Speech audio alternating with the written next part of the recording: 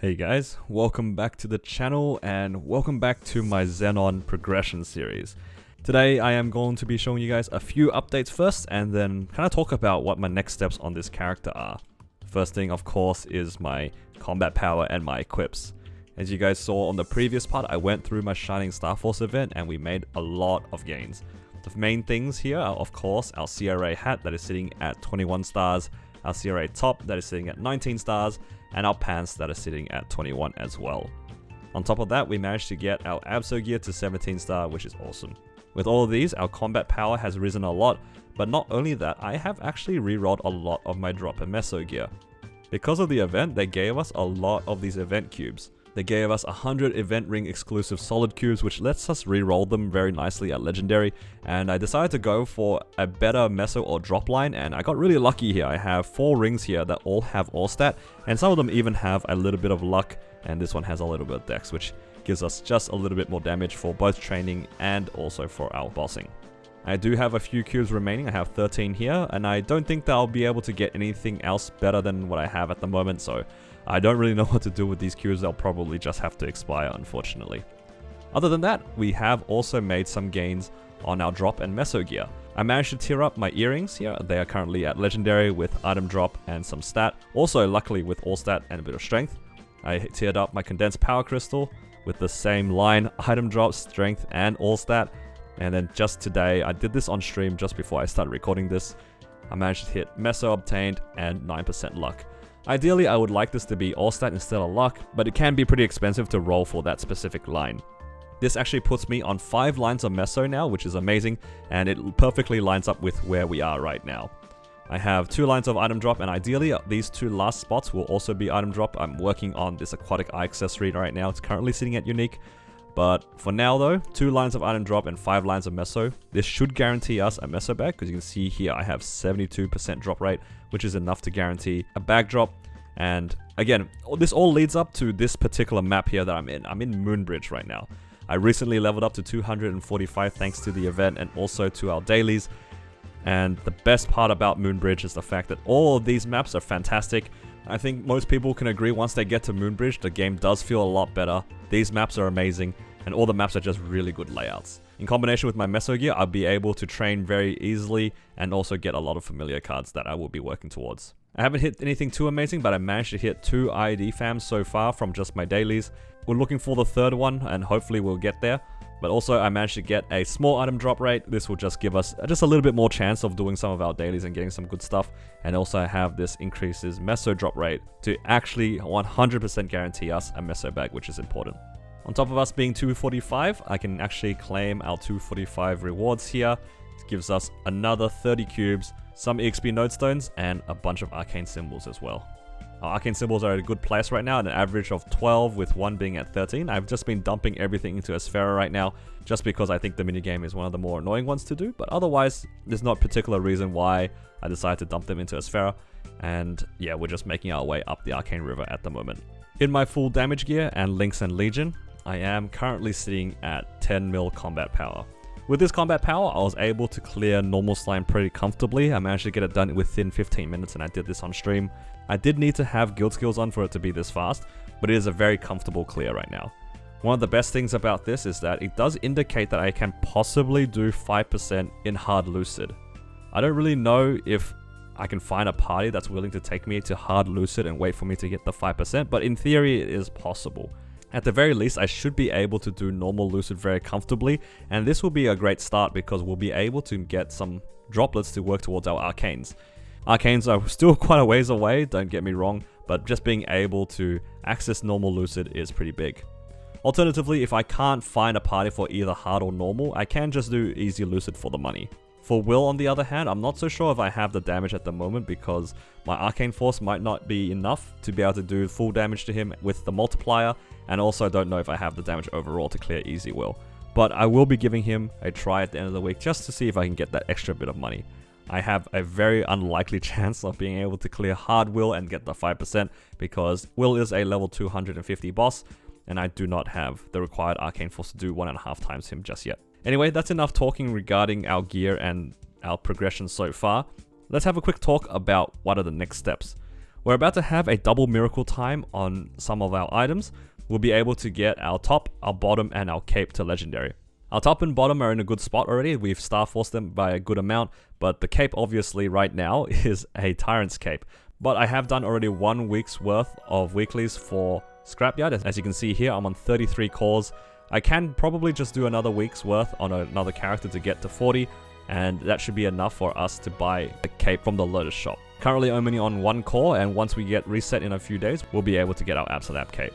While waiting for weekly reset and also the DMT, I'll just be spending my time training this character in Moonbridge. I have access now to Last Horizon 4, which is a really nice map for Xenons, I've been told, and I'll just be training here for the next however long it takes until I get bored, I suppose. I'll be able to get these familiars, and hopefully I'll be able to get something good. I am hoping for a large drop familiar, which is honestly a very optimistic outlook on the familiar cards, but being able to get a better fam drop than this increased item drop rate by a small amount will help a lot.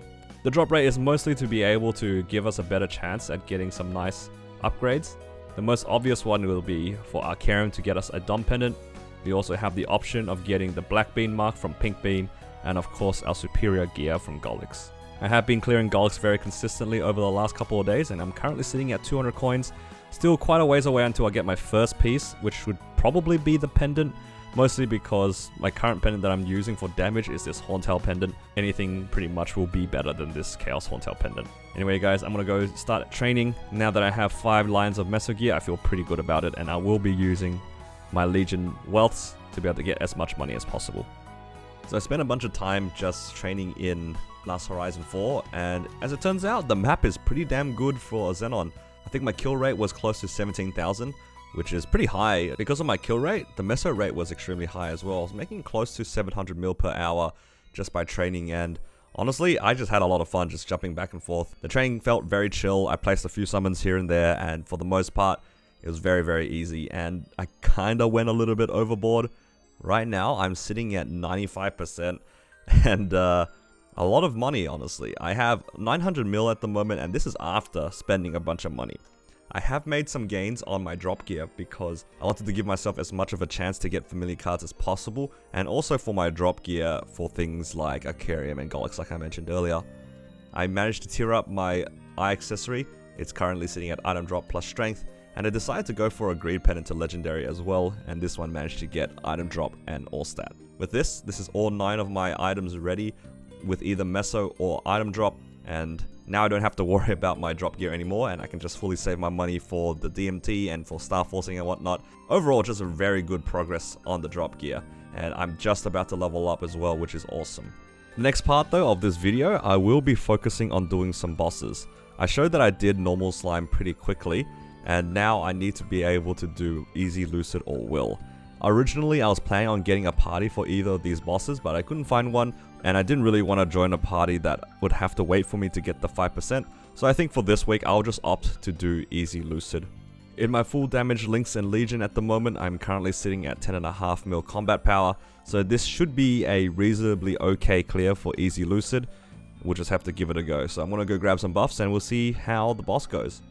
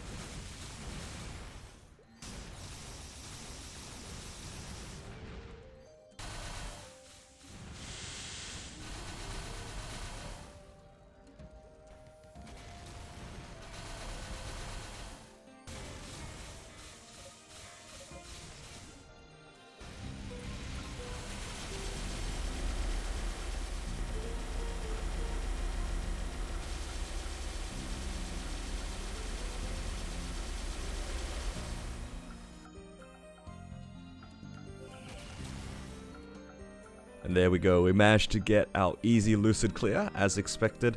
It wasn't too difficult, although I did have some troubles in P1. I died a bunch of times to the golems, and I kinda just had to learn to use my mobbing skill a little bit more just to clear the golems out. Otherwise, I think it was a relatively straightforward fight, thankfully. I had some issues with the burst just because I didn't really know how to play my class that well, but I think that's just something I'll just have to learn as we go. But the most important thing is we managed to get the clear, and let's see if we get anything out of this. I didn't bother getting a drop coupon just because I didn't really think we needed anything from Easy Lucid, other than maybe, I guess, a ring box, but those are pretty rare anyway. But here we go, our first E-Lucid clear on this account. Hopefully we'll be able to keep progressing closer and closer to those arcanes. Unfortunately, Easy Lucid doesn't drop any droplets, so starting next reset, we'll have to try to look for at least a normal or a hard clear to be able to start working on our arcanes. We can sell the crystal now, and that crystal is 170 mil, very comfortable clear. The next boss that I would like to try is Easy Will, but just given the fact that it took me about 20 minutes to be able to clear Easy Lucid, I think Easy Will might be almost a 30-minute run, and I'm not really sure how I feel about a 30-minute will run, especially on a class that I'm not super familiar with. Doesn't help that Xenon as well feels more of a burst class than DPM class compared to Battle Mage, so I think my will clear might be a little bit rough at the moment. I think it'd be better if I save my efforts for a post reset, so once all of these reset, we'll be able to get, again, our Absolab cape from Lotus, and once we upgrade that up, I think Easy Will and Easy Lucid will be much more attainable. So I'll see you guys in a little bit, resets in about 1.5 hours, and then we can run back our bosses, and hopefully we get some good drops.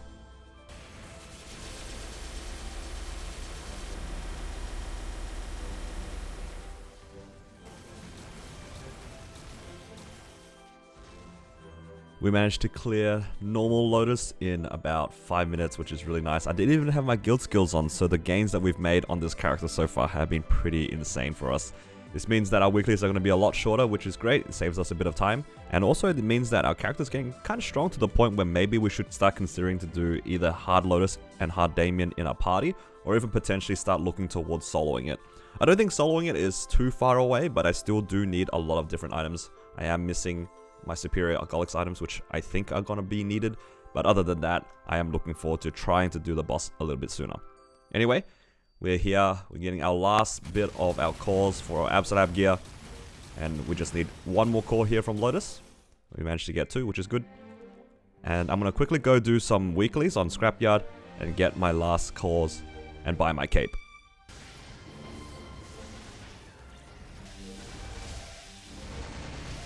So I went ahead and grabbed some more calls from my Battle Mage, and now we should have enough to transfer 2 coins, and now we are finally 5-set Absolab. With our new cape, first thing that we have to do is transfer over our current cape that we made on the 5, 10, 15 event. I can move across the stars that we sort of prepped from the event, saving us a little bit of money getting this cape to 15 star. And now I think it's probably worthwhile me trying to get this to at least 16 star, making sure to safeguard, of course. I'd rather not blow up this cape if I can help it. And hopefully it doesn't cost too much to get to 16. It is a little bit expensive to safeguard.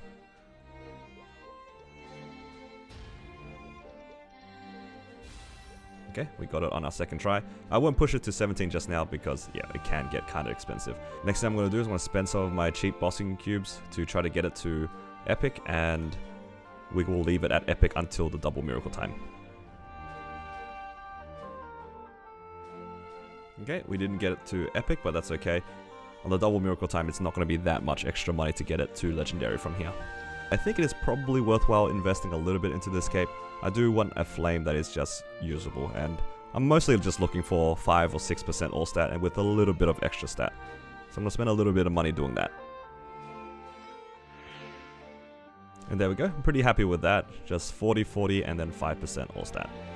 I won't try to commit too much on the flames on these Absols because they will probably eventually get replaced. I will only get them to Legendary if there is a double miracle time, but otherwise I would probably just leave them at Epic. Let's have a quick look at our combat power now that we have our cape, and it looks like we're sitting at just about 11 mil, so we get about 500k combat power from that cape. Pretty reasonable, and it only goes up from here. I want to finish up this video with doing a few more bosses. Again, it has just reset over to the next week, so we have all our bosses again. I would like to do a few more bosses to see if we can get some drops. The main one I'm looking for is Pink Bean. I would like to see an accessory drop, hopefully to replace this Aquatic Eye accessory, so then we can start working on our damage gear. I think that'll be something that we should be looking forward to doing, just slowly getting all the accessories that we need to get our damage gear set up.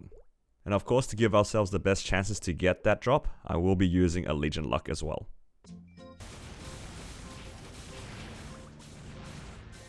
Unfortunately, no pink bean drop this week, but we can still use the rest of the Legion luck to try to get some other drops. Mostly looking forward as well to Arcarium and also potentially Golix.